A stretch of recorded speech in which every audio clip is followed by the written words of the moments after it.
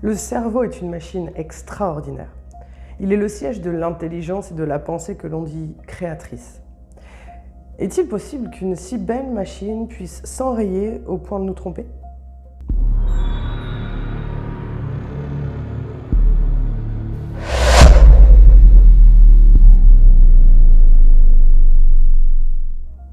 Quand j'étais petite, je faisais du sport, beaucoup de sport, et notamment de l'escrime. J'adorais ça. Pour moi, j'étais un chevalier avec son armure et je me sentais invincible. 3 fois par an, il y avait des compétitions organisées dans la région et mon maître de l'époque était quelqu'un de très gentil, très doux. Un peu dans la lune aussi, et ce qui changeait radicalement des autres maîtres d'armes que je pouvais rencontrer, eux qui étaient issus en général du domaine militaire. Un jour, lors d'une de ces compétitions, je suis arrivée en finale. Waouh, j'étais super fière de moi. Bien sûr, mais j'étais aussi tétanisée.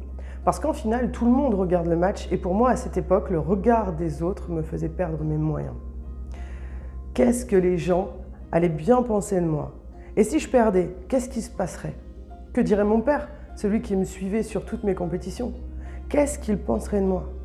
Je me souviens de ce moment avant de commencer le combat. Mon maître me donne les derniers conseils et me dit cette phrase qui est restée gravée dans ma mémoire. Surtout, ne stresse pas.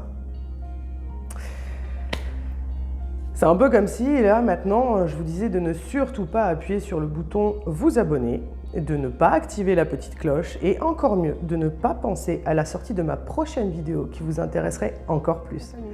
Et quoi qu'il se passe, ne partagez pas cette vidéo avant de vous endormir. Vous imaginez bien que cela n'a pas du tout marché. Je me suis focalisée sur mon stress. Pourtant, cette intention, elle était des plus attentionnées. Il ne savait pas, mais il venait de me faire une suggestion parce qu'il ne savait pas comment fonctionne le mental et le cerveau.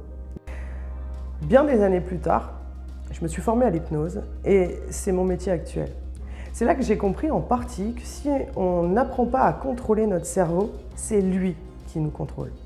On nous demande souvent dans notre quotidien de contrôler nos réactions, notre mental, nos pensées, à canaliser notre attention et pourtant on ne nous explique pas comment ça fonctionne tout ça. Alors aujourd'hui, les neurosciences, les sciences cognitives cartographient notre cerveau pour comprendre son fonctionnement. C'est très intéressant de connaître ce fonctionnement, bien sûr. Je me suis dit que c'était super de connaître tout ça et toute cette logique. Mais il y a une chose que j'ai appris, c'est que dès qu'on a une émotion, alors la raison n'a plus de prise. Pourquoi? Parce que notre partie du cerveau qui gère les émotions va infiniment plus vite que celle qui contrôle notre raisonnement logique. Nous sommes avant tout des êtres émotionnels après tout. Ça se vérifie facilement. Par exemple, si on prend le cas des phobies, quelqu'un qui a peur des araignées, il a beau savoir qu'une petite bête ne mange pas une grosse, c'est ce qu'on me disait toujours quand je bloquais devant une tarentule, pour moi grande comme ça, mais j'arrivais pas à canaliser mes émotions avec la raison. Et au final, elle était comme ça, ou encore. De manière générale, on peut s'apercevoir que le fonctionnement de notre cerveau n'est pas toujours bien adapté à ce qu'on vit dans notre vie de tous les jours. Si je reprends l'exemple du stress, c'est quelque chose de bon le stress à la base. Que tout le sang disponible soit envoyé dans nos jambes pour nous permettre de courir face à un danger, c'est bien, c'est même rassurant. Sauf que le stress, on peut le ressentir dans beaucoup de situations de notre quotidien. Si je dois présenter un projet devant des clients ou demander un prêt à mon banquier pour monter ma boîte, la réaction de partir en courant est peut-être pas la plus adaptée. Alors bien sûr, on peut reprogrammer notre cerveau, changer nos fonctionnements, mais ça demanderait d'abord que quelqu'un nous montre comment faire. C'est bien de connaître la théorie, mais comme on l'a vu, nous sommes avant tout des êtres émotionnels. Alors j'ai envie de croire que dans un monde idéal, on nous apprendrait dès notre plus jeune âge comment fonctionne notre cerveau. Comment, par exemple, faire de nos émotions une source d'énergie pour transcender nos réactions. On nous apprendrait aussi à mémoriser le plus efficacement possible.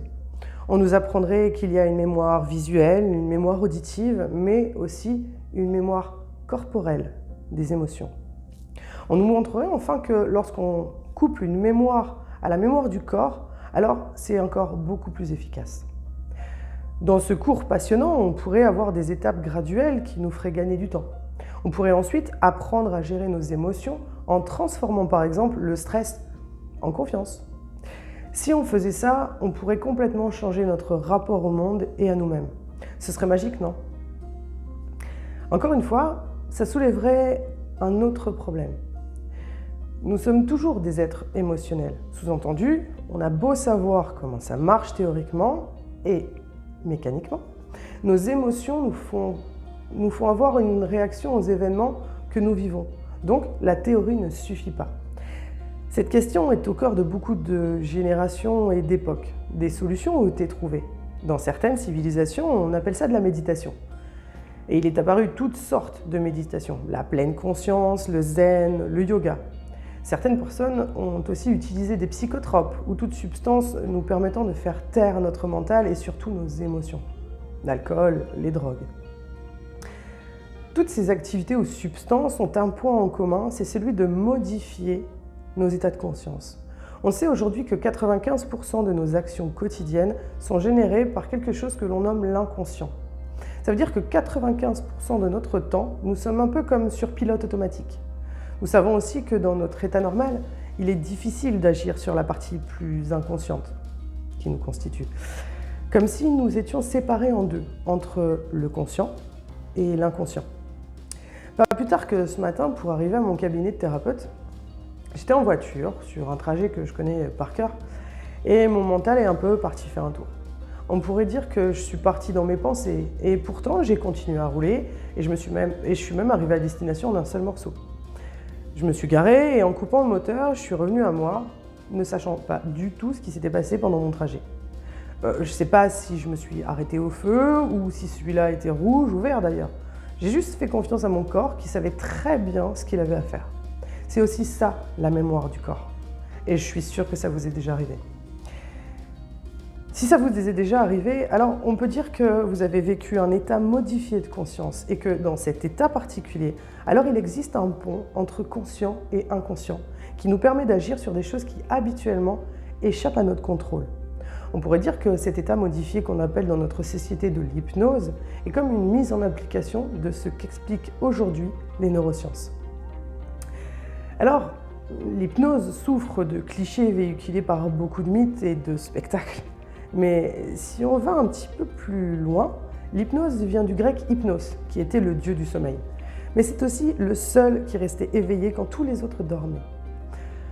On peut peut-être dire que l'hypnose n'est pas un état de sommeil alors, mais peut-être un état d'hypervigilance. Si maintenant on considère que notre cerveau est un immense récepteur d'informations et de suggestions, et que notre corps capte des informations continuellement par le biais de nos 5 sens, ces suggestions modèlent nos perceptions et au-delà de ça, créent une réalité, notre carte du monde. Donc créent notre identité et encore plus notre personnalité.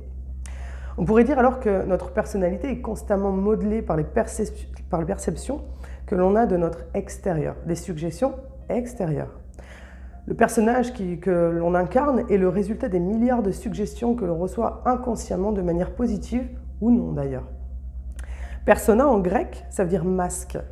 Et Lise Bourbeau, dans ses travaux sur le fonctionnement humain, nous parle de masques que l'on revêt à cause des blessures qui nous caractérisent. C'est un peu comme si, selon les personnes que l'on côtoie, les situations que l'on vit, les suggestions que l'on reçoit, on portait des masques pour l'occasion. Un peu comme on porte une tenue. On pourrait peut-être dire que, comme nous portons des tenues différentes qui créent une réalité, on pourrait aussi porter différents masques. Ce qui serait intéressant, c'est de s'imaginer que dans la même optique que lorsqu'on porte une robe ou un costume pour une occasion spéciale, un short et des tongs lorsqu'on est en vacances, on porte alors le masque en adéquation avec cette réalité que l'on vit. Et si un jour, on décidait de ne plus porter de masque, que se passerait-il ? C'est la question que j'ai envie de vous poser. Si nous étions conscients du masque que l'on porte à un instant T, pourrions-nous choisir consciemment de le retirer juste pour voir ce que ça fait? Peut-être quelques minutes au début et puis de plus en plus longtemps. Serions-nous différents? Seriez-vous différents? Oseriez-vous avouer vos sentiments à cette personne qui fait battre votre cœur au risque de vous faire rejeter? Choisisseriez-vous de rester dans cet emploi qui vous enchaîne alors que vous rêvez de monter votre propre business? Pourriez-vous sauter de cet avion en marche et ressentir la sensation de voler? Que feriez-vous? Qui seriez-vous si vous pouviez changer les perceptions, les suggestions que vous recevez? Seriez-vous toujours cette personne timide qui rougit quand elle prend la parole? Peut-être que oui, après tout. Et si ce n'était pas le cas? Merci de m'avoir écouté. N'hésitez pas à me laisser des commentaires sur vos compréhensions, sur vos points de vue, sur vos remarques. Et rappelez-vous de ne surtout pas vous abonner à cette chaîne et de ne pas partager cette vidéo si elle vous a fait réagir. Dans tous les cas, moi je vous dis à très bientôt pour une autre vidéo. Je vous souhaite une belle journée. Ciao!